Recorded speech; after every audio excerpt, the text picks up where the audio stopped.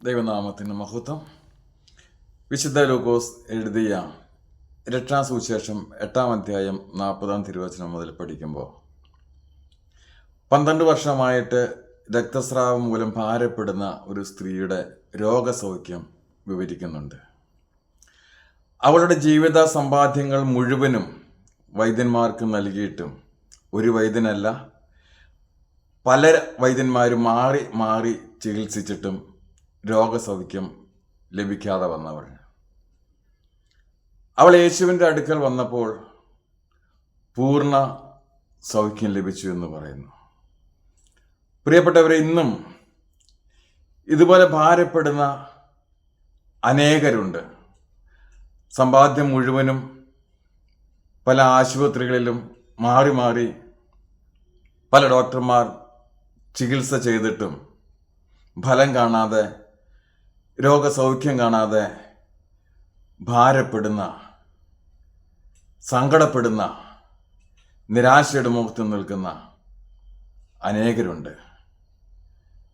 എന്നാൽ ഇത് കേൾക്കുന്ന ആരെങ്കിലും അപ്രകാരം ഭാരത്തോടെ, നിരാശയോടെ ഉണ്ടെങ്കിൽ നീ ഒന്ന് യേശുവിൻ്റെ അടുക്കൽ വാ, വിശ്വാസത്തോടെ. 45-ാം വാക്യം, യേശു ചോദിച്ചു, എന്നെ തൊട്ടത് ആരാണ്? പലരും പറഞ്ഞു, ഞാനല്ല എന്ന്. പത്രോസും കൂടെയുള്ളവരും പറഞ്ഞു, പുരുഷാരൻ നിന്നെ തിക്കിത്തിരക്കുന്നു. ഞാനല്ല എന്ന് പറയുമ്പോൾ പ്രിയപ്പെട്ടവരെ, ഈ സ്ത്രീയുടേതുപോലെ വിശ്വാസത്തോടെ യേശുവിനെ തൊട്ടവര് ആരുമില്ല. കാരണം ആ തിക്കിലും തിരക്കിലും യേശുവിനെ സ്പർശിക്കാത്ത ആരും തന്നെ അവിടെ ഉണ്ടാകാൻ സാധ്യതയില്ല.